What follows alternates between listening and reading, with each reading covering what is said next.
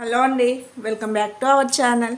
ఈరోజు రెసిపీ వచ్చేసి గుంట పొంగనాలు ఎలా చేయాలో చూపెడతాను. ఇది అయితే ఇడ్లీ పిండి అండి. మనం ఇడ్లీ కోసము బటర్ని అయితే రెడీ చేసుకుంటాం కదా, ఆ బ్యాటరే అండి. ఓకేనా. ఇప్పుడు ఇందులో జీలకర్ర 1/4 టేబుల్ స్పూన్, రుచికి సరిపడ ఉప్పు,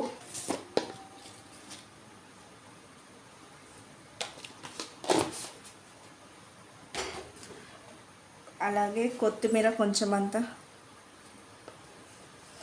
ఉల్లిగడ్డ మీడియం సైజు, పచ్చిమిర్చి ఒక 3 అయితే తీసుకొని ఇలా చిన్న చిన్న కట్ చేసుకోవాలండి. కరివేపాకు, ఉల్లిగడ్డ, పచ్చిమిర్చిని మీకు ఇంకా అల్లం ముక్కలు కూడా వేసుకోవాలనుకుంటే వేసుకోవచ్చు. ఈ పిండిని ఇలా బాగా కలుపుకోవాలి. చూడండి, ఇడ్లీ పిండి కొంచెం చిక్కగా ఉంది కదా, ఇందులో కొన్ని వాటర్ పోద్దాము.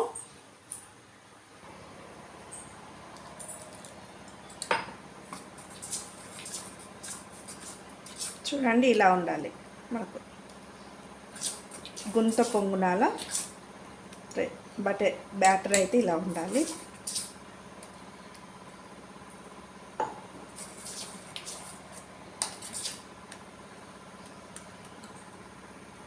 ఇప్పుడు మనకు పొంగునాల పిండి అయితే రెడీ అయిందండి. ఇప్పుడు పొంగునాలు ఎలా వేసుకోవాలో చూపెడతాను.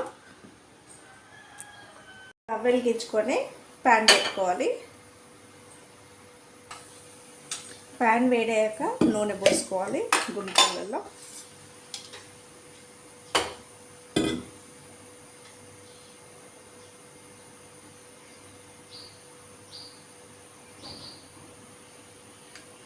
ఇలా ఆయిల్ అయితే పోసుకోవాలి.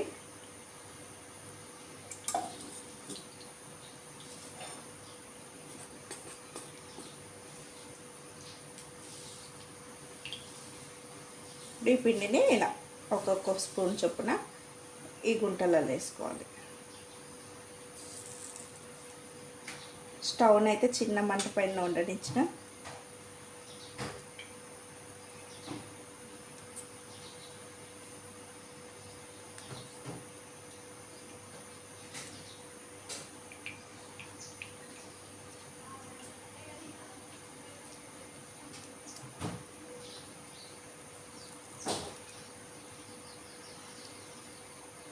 ఇప్పుడు మూత పెట్టుకోవాలి.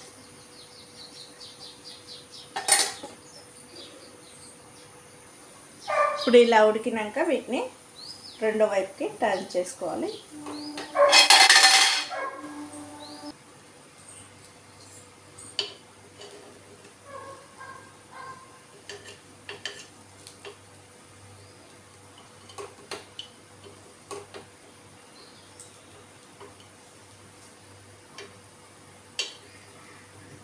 ఇలా వేసుకోవాలి.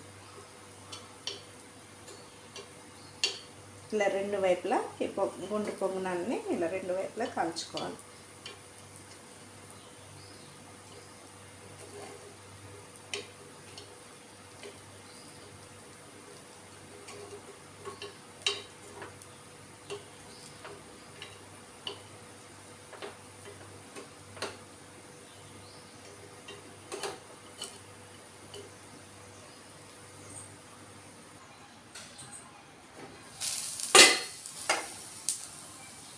చూడండి, ఇలా కాలితే సరిపోతుంది మనకు పొంగునాలు. ఓకేనా. ఇంతే అండి, వెరీ సింపుల్. చాలా అంటే చాలా టేస్టీగా ఉంటాయి. అలాగే ఇది పల్లి చట్నీతో కానీ టమాటా చట్నీతో కానీ సర్వ్ చేసుకుంటే ఎంతో రుచికరమైన గుంట పొంగునాలు అయితే రెడీ అయినాయి. ఇవి ఈవినింగ్ స్నాక్స్ కానీ మార్నింగ్ బ్రేక్ఫాస్ట్కి చాలా బాగుంటాయి. టీ టైంలో కూడా చాలా బాగుంటాయండి. ఓకేనా ఫ్రెండ్స్. ఇంకా మిగిలినవి కూడా సేమ్ అదే విధంగా చేసుకోవాలి.